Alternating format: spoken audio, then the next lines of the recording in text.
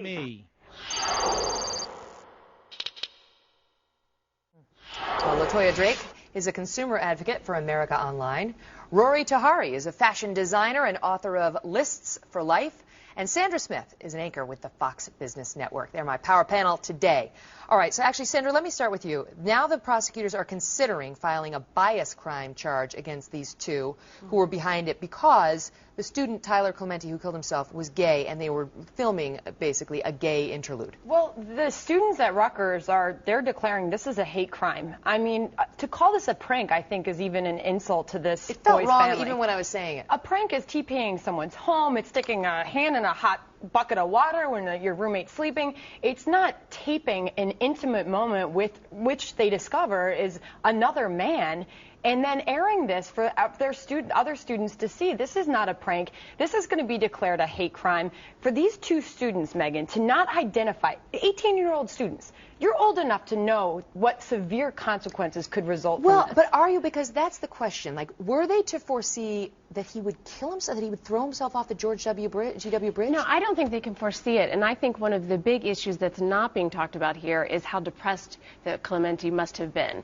He's suffering from mental illness. The majority of people, even though I think this was the most horrible thing these children did to him, they would not jump off a bridge after this. And what are people doing? What are the schools doing? What are parents doing to realize that their child might be depressed enough to do something like this? And we don't know whether he was gay or whether he was out or any of that. But the thing is, a lot of gay kids are struggling with this, with being bullied in particular. There's just another case that came out where, the similar thing happened.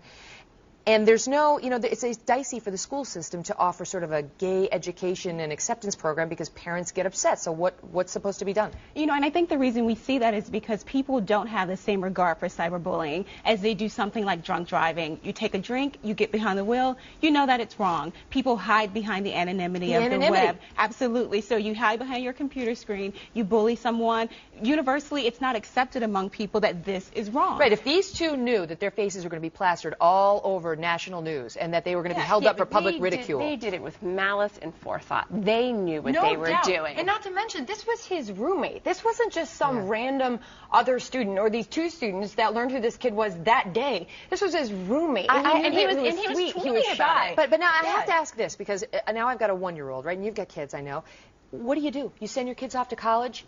It's scary. And now you have to worry that their roommate is going to broadcast their private sexual encounters to the world? But that's one of the most disturbing parts. He did what the college would tell a student who entered into this circumstance to do. He went to the resident, the resident assistants, whoever's in charge of the dorm. He went to them. He then went into the room, unplugged the computer, searched for any other cameras that might be in the room. Then he resorted to going online to a gay website to ask what he should do because he didn't have an avenue. I got to move on because we have little time. We have two other things. David Beckham now suing In Touch as well as the prostitute who alleges she had this interlude with him. They had sex 5 times, she claims, and on it goes.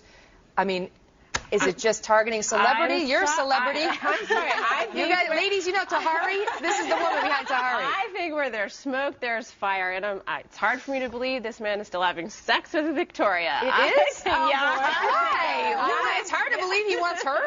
Yeah. I think the reason you're seeing the lawsuit is because he doesn't want to become the next Tiger Woods. He's really trying to head this off at the pass. He's taking a play out of the Brangelina handbook. You go out first with the lawsuit. There's some allegations that you don't like, and somehow maybe we will forget about it when it's lost in litigation. May I remind the panel about Eva Longoria and Tony Parker, where the woman came out and had text messages saying, see, Tony and I met up for many times at the hotels.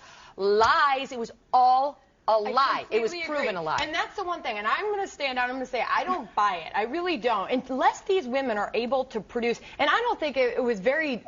Those journalists should have ran with this. I don't think the magazine should have. I know that the parent company, he's worried. He knows that he's in trouble. Hey, $8 million lawsuit is never good. What's backing up the story other than the girls coming forward? The madam has confirmed she sent a second prostitute to the Parker Floridian Motel. She might be in on the money. But the problem is the damage is already done. It's already out there. I've had my own problems with the gossip pages, even in the New York Times. I've read things about myself that aren't true. Once it's already out there, the damage is already done. So whether it's true or not true. And then if you sue, you're calling more attention to it. Like he's calling more attention to it by filing this lawsuit, but apparently he's had it. Or maybe he wants to make a showing for Posh. I don't know what the truth is. All right, we'll get to the third topic next week because we missed that today. But thank you, panel, all so much. I appreciate being here. LaToya, Rory, Sandra, Thank you. all the best. Well, they became